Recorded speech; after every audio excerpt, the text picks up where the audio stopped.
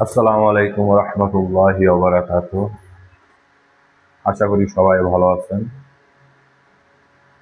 আমরা আমাদের কষ্টের অর্জিত টাকা দিয়ে আমরা গ্রামে বা শহরে আমাদের স্বপ্নের বাড়িটি নির্মাণ করে থাকি।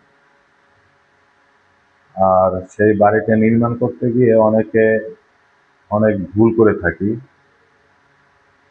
সব থেকে বড় বড় ভুল করে থাকি।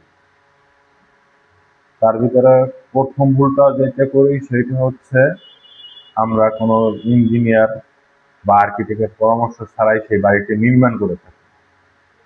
আমরা যদি কোনো ইঞ্জিনিয়ার বা আর্কিটেক্টের পরামর্শ ছাড়া সেই বাড়ি নির্মাণ করি, সেই বাড়িটা আপনার স্বপ্নের বাড়ি নাও হতে পারে, বরং সেটা আপনার দুঃস্বপ্নেরও কারণ হতে পারে।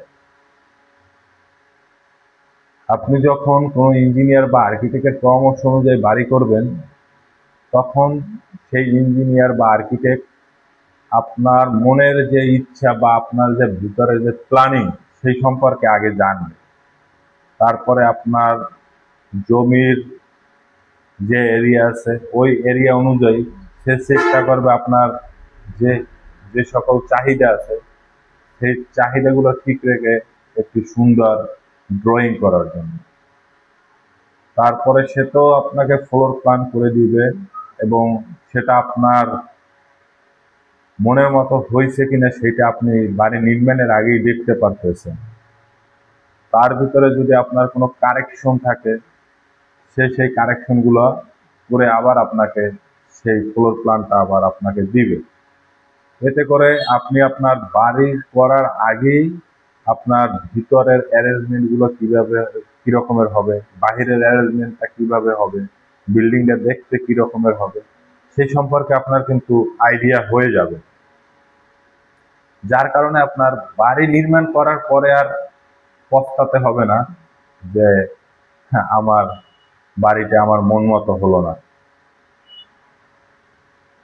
আর যখন আপনি একজন ইঞ্জিনিয়ার বা আর্কিটেক্টের কাছে যাবেন, সেই বাড়িটায় আপনি অনেক তিনটা মিনিমাম তিনটে সুবিধা তো পাবেন। যে তিনটে সুবিধা না বললেই নয়। আপনার বাড়ির সৌন্দর্য পাবেন, বাড়ির নিরাপত্তা পাবেন এবং আপনার নির্মাণ খরচটা কমে আসবে। তো আমার পরামর্শ হচ্ছে আপনারা যখনই বাড়ি করবেন অবশ্য করেই আপনারা কোনো ইঞ্জিনিয়ার বা আর্কিটেক্টের শরণাপন্ন হবেন এবং তাদের পরামর্শ নেবেন। তাদের পরামর্শ অনুযায়ী আপনার বাড়িটা নির্মাণ করবেন। তাতে যদি আপনি টিন শেডও করেন, টিন শেডের বিল্ডিং করেন, সেই ক্ষেত্রেও আমার পরামর্শ হচ্ছে আপনি একজন ইঞ্জিনিয়ার বা আর্কিটেক্টের কাছে যান, তার কাছ থেকে একটি ফ্লোর প্ল্যান নিয়ে আসেন, সেই অনুযায়ী আপনি আপনার বাড়িটা কমপ্লিট করেন। দেখবেন আপনি ওই বাড়িতেই আপনার স্বপ্নের বাড়িতে পরিণত হবে এবং বসবাসযোগ্য একটি বাড়ি নির্মাণ করতে পারবেন। ভালো থাকবেন, সুস্থ থাকবেন। আল্লাহ হাফেজ। আসসালামু আলাইকুম।